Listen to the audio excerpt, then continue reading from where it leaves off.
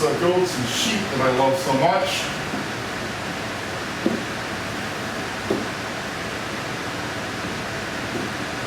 There's my goats and sheep.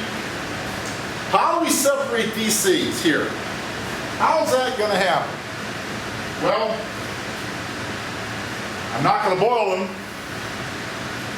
That would not go very well, and I'd probably get hit with a lawsuit by the farmers who own these lovely animals. So I just go, oh look, can you tell which are the sheep and which are the goats here? Well, yeah, you can tell. First of all, it looks like, for the most part, that the whitish animals are the sheep, although I have seen white goats, so that's not necessarily a thing. We see that the goats have horns on them, but that, again, sometimes the horns are removed. That's not necessarily the case. But you can see that the facial features are definitely much more identifying differences between the two. So all I have to do is look at it, and we can separate it from that. So,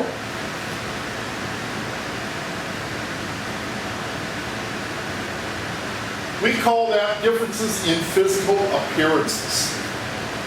So we'll just look at it and say, that's what it is. Okay, now let's look at the seawater. And again, I have these little addresses you can use to take a look at the wonderful pictures I'm looking at the same time.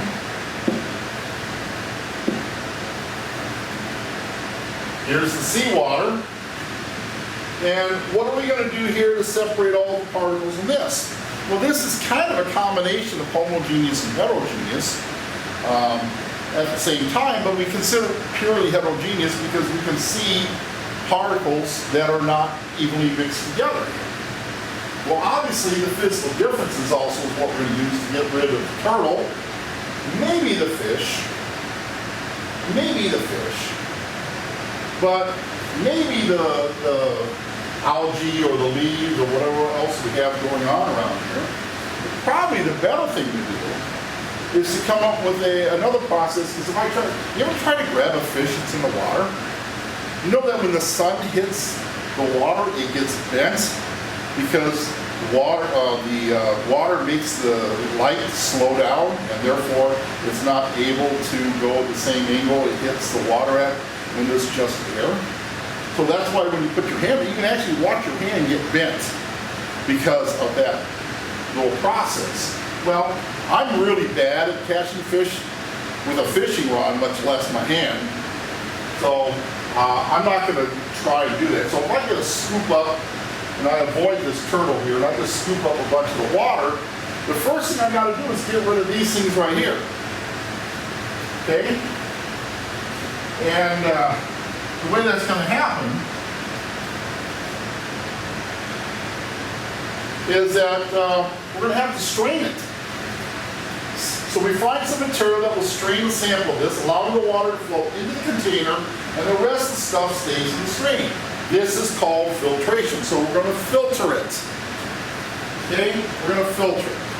So we're filtering out the solid stuff from the liquid water. Right? When I lived in Georgia, I had sandy water. Hated it. Well, the water tastes great actually, but it's kind of a drag to have crunchy water. So,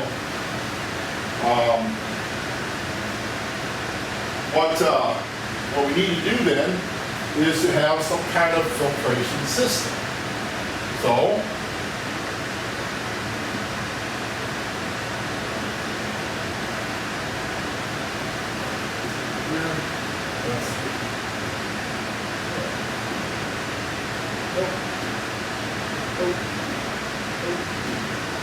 where is my filtration system? You do a lot of editing on this thing.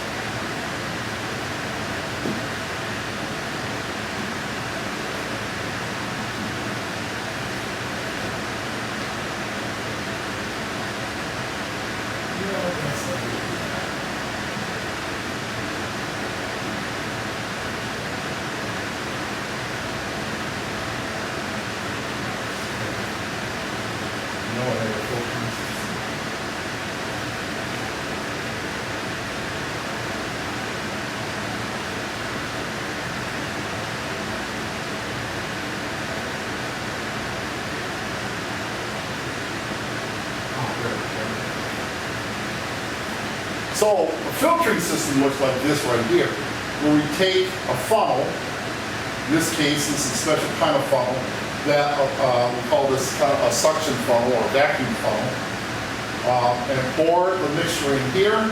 The liquid gets sucked out here and saved in this container here. We have a piece of what we call filter paper right there, and that gets dumped onto that, and then we save that if that's what we want. We don't just toss it in the trash can.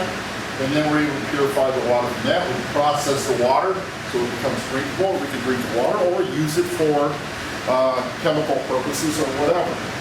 But this is another process that we can use for separating heterogeneous mixture.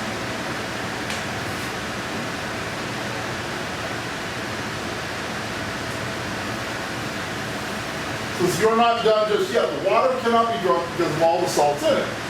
So after we've done that with the seawater, we got all that salt in there, what do we need to do next? The answer is distill it.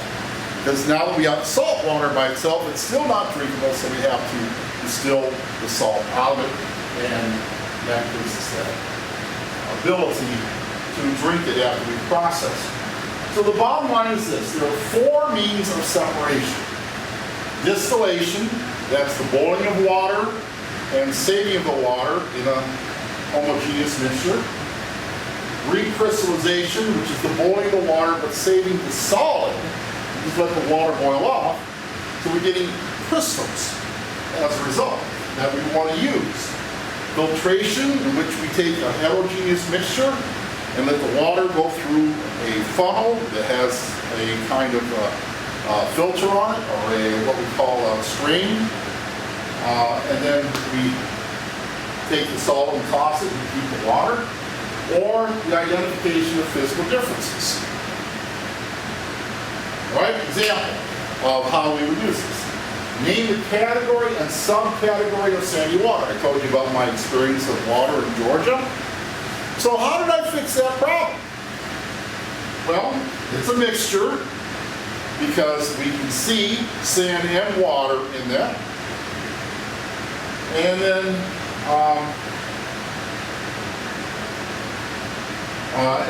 and it says name the category, subcategory of this. It's a mixture to describe how to separate the particles. Sandy water is sand and water mixed together. That is a combination that I found when I lived in Georgia. That makes that a mixture. And the subcategory is heterogeneous because we can see the sand in the water. The best way to get the sand separated was to put a filter onto my tap, which I had to do. I had to change it every couple of days because there was so much sand in the water. So the answer for separation is filtration. And then there's the sign up there at the end. Like I said, I'll be sending these out to you. Oh, here's another example. Sorry. Name the category, subcategory of silicon, because it's a mixture. Describe how to separate the particles in the mixture. And the answer is silicon can be found in the periodic table of elements. So the category is pure substance, and the subcategory is element. This is not a mixture, so we don't need to talk about any means of separation. And then these 5 problems are what we need to do to get some practice on how I'm going to look for that, because this will definitely be something covered on one of the quizzes that you will have to take. All right? Hope you learned a lot from this. That's all for this week.